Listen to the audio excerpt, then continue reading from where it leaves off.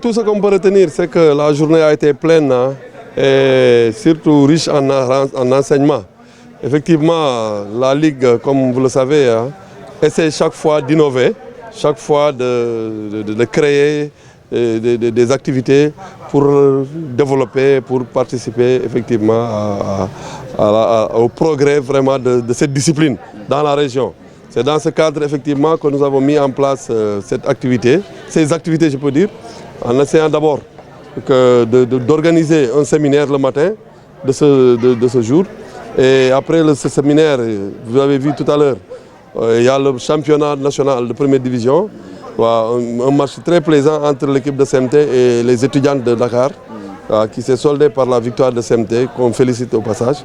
Après cela, il y aura la coupe du président du conseil départemental la nuit. Toujours est-il que pratiquement, je dirais que toutes ces activités ont été mises en place par la Ligue, mais quand même avec le soutien accru de l'ONG Right to Play, qu'on ne cessera vraiment de remercier.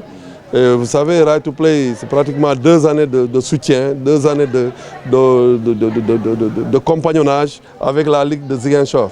Franchement, elles soutiennent tous les jours nos activités à travers d'abord les séminaires, mais ensuite les matchs que vous allez voir ce soir. Donc vraiment, on est très comblés pour cette journée et on pense que la nuit, ça sera l'apothéose. Pour le séminaire porté, effectivement, le choix, c'était préparer les intendants ou bien les administratifs des clubs à la gestion effectivement du matériel, des équipements sportifs. Et parce que nous avons remarqué qu'il y a des clubs qui ne parviennent pas à gérer les équipements que souvent Right to Play donnait.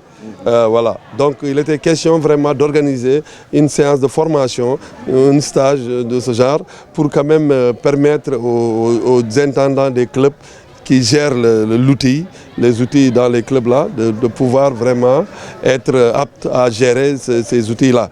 Et voilà, l'objectif c'était ça, parce que le Right to Play mettait beaucoup de moyens, surtout par rapport aux équipements, les plots, les ballons, pratiquement ça fait 2 années, presque chaque 2 mois, Right to Play donnait des équipements aux clubs.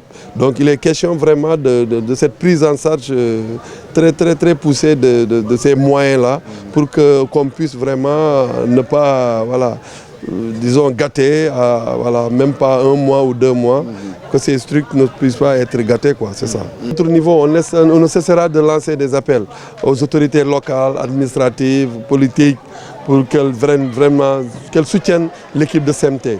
C'est l'équipe qui, aujourd'hui, a battu tous les records en matière de première division. Elles ont fait pratiquement, les filles, elles ont fait pratiquement 5 ans en première division et sans moyens grandioses. Ça, c'est assez difficile.